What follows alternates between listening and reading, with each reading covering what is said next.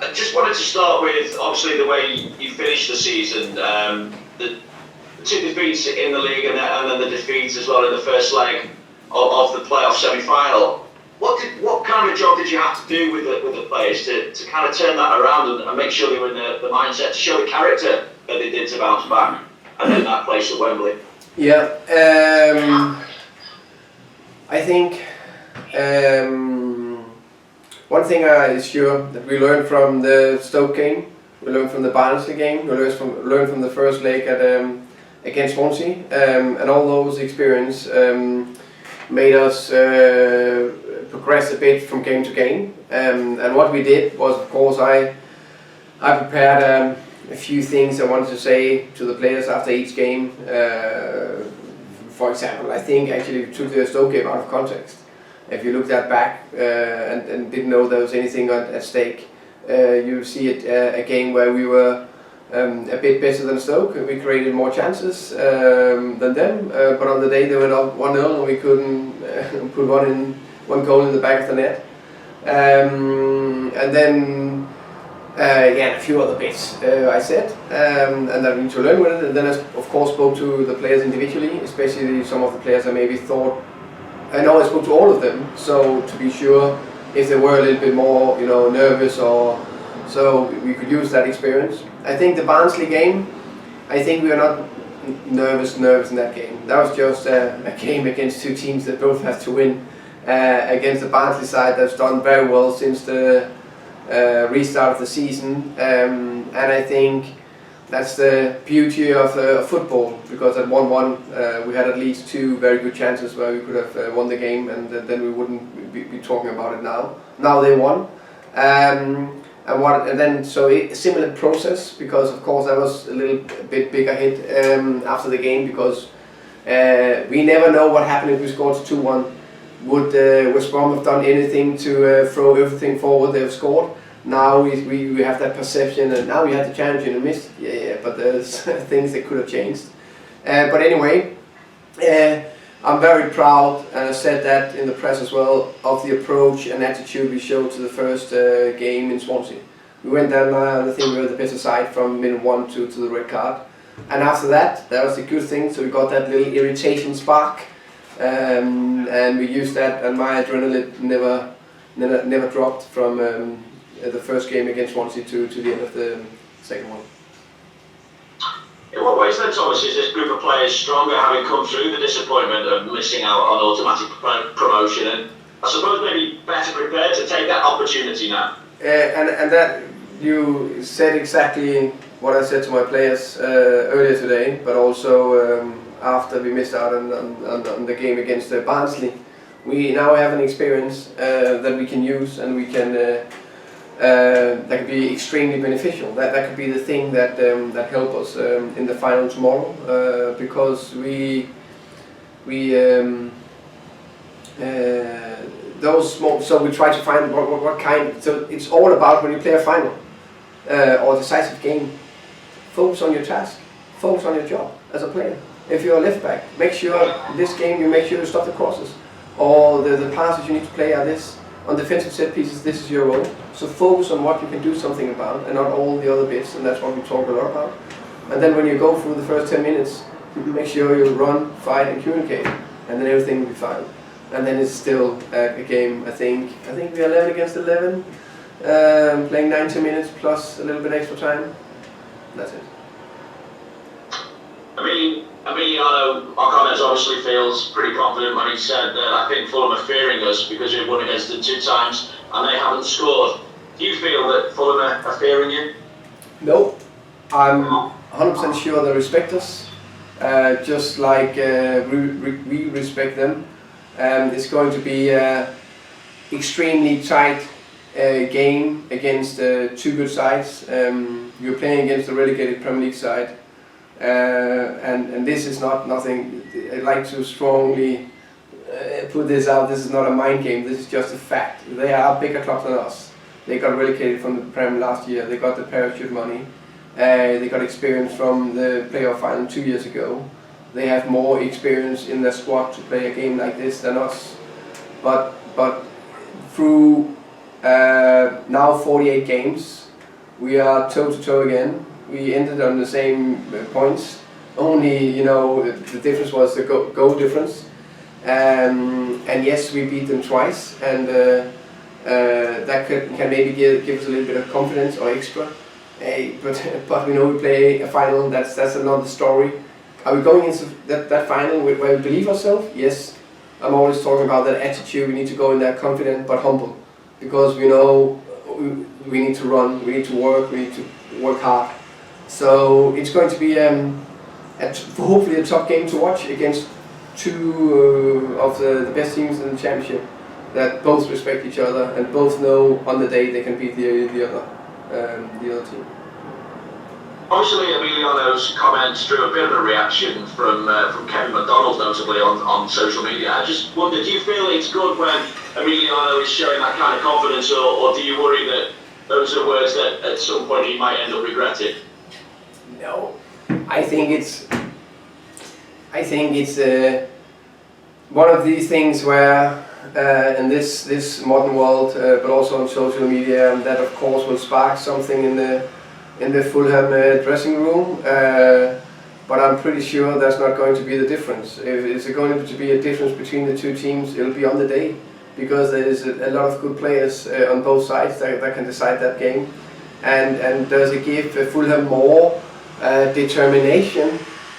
I think, and I expect both teams' players on the pitch. If you say you have an index 100, and now you can't be 150, but you can only be 100 as maximum. I expect all 11 players who are starting in both teams will be index 100. I don't think you can be even more in a final like that.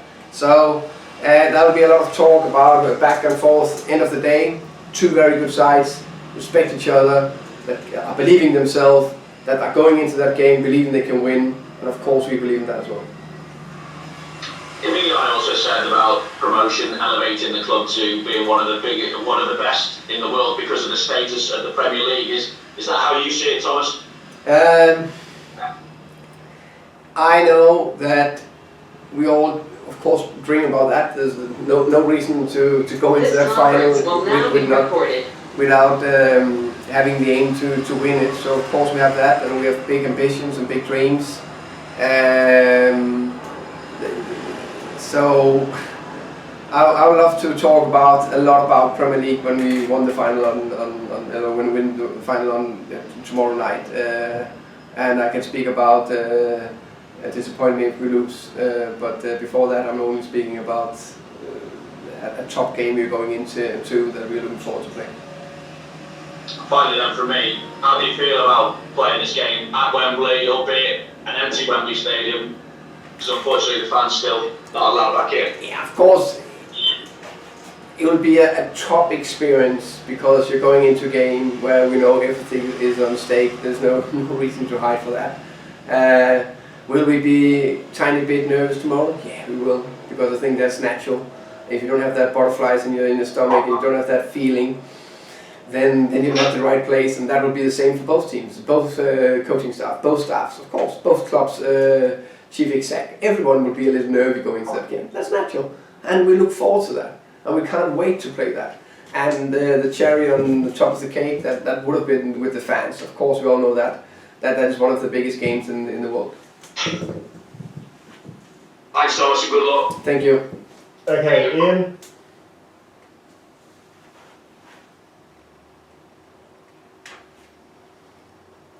Hi Thomas, Hi Ian.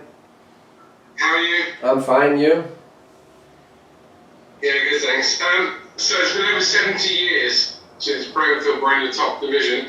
How much is history a big driving force tomorrow? History means something, of course, especially because you can after each game you always, or before each game, you always have opportunity to write a new history for the club, and of course this is a little bit more defining game for the club, we all know that. So of course that means something. That is not 2 years ago we were there, so hopefully we have even a bigger hunger and determination to go there. But for me, that's a part of it, but the big thing is that together with a top group of staff members and a top group of players that just so badly would like to see win that game and go into the Prem. So that's my biggest drive. Probably the hardest thing I have to do tomorrow is tell somebody they're not playing. We spoke yesterday to Emiliano Marcondes. He's probably fighting with Josh Silva for a place in the team. How hard is it to tell a player who's giving you everything all season that they're not starting in the biggest game of their life? That is the part I really don't like about this job. And I hope that feeling never will go away, because then I lost my human touch on people. So no, that's the heartbreaking thing, especially when you feel there's a lot of players that, or maybe in this case maybe it's only a couple that you know they actually deserve to play that final or start that final, but you can only pick 11. You need to be honest, not too many words. They don't want to hear that anyway, and say it's a feeling, it's a gut feeling, and that make sure he's there for the team and ready to come on and finish the game off. Who's it a bigger game for tomorrow, you or Scott Parker? You're very different people, but you mentioned Fulham are a bigger club with a more experienced squad and probably expected to be in this game tomorrow when the season kicked off a year ago. Maybe you weren't when you lost at home to Birmingham on the opening day. So who's it a bigger game for? Honestly, I don't think you can say it's a bigger game for. I think it's totally even or equal in that parameter. I agree with you. If you look back a year ago, I think that Fulham were favourite to go back to the Prem. I don't know where we were, but the fact now is that we're even, and it will be two teams that will come flying out and try to take the advantage over each other. But I think there's no doubt about what Scott I will say. The one of us who will be the winner, what you will say, will be happy with that, and then you will write that story, and the one who loses will be sad, and you will write another story. You've got a brilliant defence, and the goalkeeper is on the Golden Glove, and you've got up front the BMW that people have spoken about for the whole season.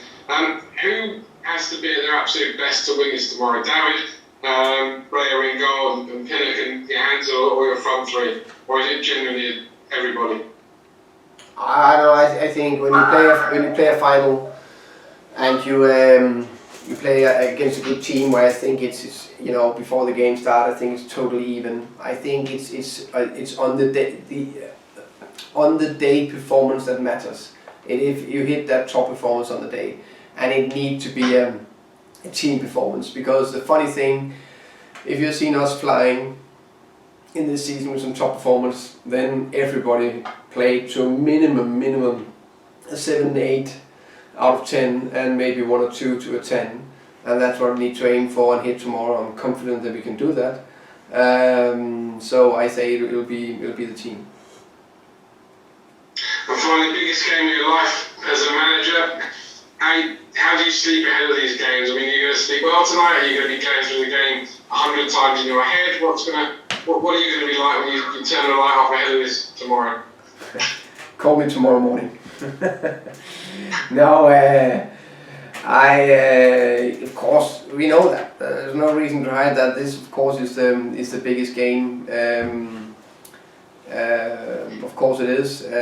I know when I finish my press conference today with you guys, I've done my work. I have maybe 1 hour more for preparation, then I'll go home, know everything is done, wake up tomorrow, looking forward to the game, go through the game one more time in my head, do the last bit of planning, find the final word I want to say to the lads before we in the final meeting. And with all that, you know, planned, so I know we are in a good place. We're taking care of everything, so I'm pretty sure that I will sleep well. That's what I normally do. Will I be a little bit nervous tomorrow? Yeah, of course. I think that's natural. That's the players. Will you be a little bit nervous? Yeah, I think you will. That's a human reaction. We'll be ready for it. 100% we'll be ready for it. Good luck tomorrow, my friend. Thank you. Okay, Phil. Hey Thomas, you mentioned obviously that you will have to pick an 11, but this is a squad game and it always has been for you all season and during your time, hasn't it? How important could the bench be tomorrow? Very important. I think it's we saw that actually last time I played Fulham where it came two players from the bench onto the pitch and make the difference. But there's a lot of other situations where that happened in the season so far, and this could be a very, very tight game through 90 minutes and maybe longer time. So that means we need all the energy and all the manpower we have in our squad need to be available. So it could be very likely that a player who's subbed on will decide the game. And there's been a lot of discussion obviously throughout the season of the players that have stood out and the performances that have stood out. For you, throughout this whole campaign, which now goes to 49 games, who's been the unsung hero? Who's been the people that maybe haven't been credited by us, maybe in the media or other people enough, do you think? Oh, that's a good question. I think you actually covered the most of them, but if I should say one, I think, and I'm not reading all the articles or following everything, maybe one, Rico Henry, I would say. I think we speak about the BMW, we spoke a lot about Christian being the last puzzle thing. The 8's been good, Josh Matchy, Emmy. Henrik we spoke about with his experience, Pontus and Ethan, David. So we haven't had before this season a left back the last 4 or 5 seasons in Brentford that played more or less all the games. We knew that Riku had that top potential, so the last 3 seasons he played 11, 12, 13 games. Now we're playing his 49th game tomorrow. I know that I'm actually saying that he's starting, I know that's a big surprise. And he has been flying, and I think it's been a big improvement of our team this season. And I think he's oh my god, he's aggressive, he's so annoying to play against. And he's getting better and better offensively. So he must be the unsung hero. What's the mood been like on the training ground over the last couple of days? Is it excitement? Is it focus? Is it just I don't know, maybe a desire to get on with it, get out there and play the 90 minutes and all that pent-up energy that exists going on? I think it's been a good combination of the 3 things. I think it's been the smile, mood, looking forward to play this final, focus, because now it's the final game. It's not maybe playoff and then a final. It's now. So that's good. We can't wait to play, and I'm so glad we don't have 14 days before we're playing that playoff final, which we normally do. I think after that semi-final, and I guess it's the same with Fulham. I don't think that's much different. Just want to play the final. We just want to get out there. I'm glad we had 4 or 5 days more to prepare, so everything has been done in a nice, calm and good way. I've not done more, not done less than we do normally, but make sure everything is covered, and we're looking forward to play. The last hour, a lot of managers have said the last hour before kickoff is almost one of the worst times for head coaches, because the warm-up's going on, the coaching staff are doing what they need to do, you've got maybe 5 minutes further in the dressing room before they go out. What do you do with yourself in that hour before kickoff? It's true. It's you've done what you can do. So they're out there doing so last 20 minutes they're still in the dressing room. I'm either walking around, maybe sometimes a minor chat with a player. Sometimes if there's a thing I just want to reinforce. Then I normally have just 1 minute before they go to the pitch for the warm-up, just the final, not tactical, but just, that's where maybe a lot of time we speak about that team, because when we get the team 70 minutes before kick-off, they're already starting their prep and all that, so I know just before we go out, that's where they're relatively calm and they can get in the 3 bullet points I have maybe. And then when they go on the pitch, I stay in there, maybe take a coffee and try to relax and don't let the mind or the thoughts flying too much. Stay focused and just go through the last final words I want to say to them before they go onto the pitch.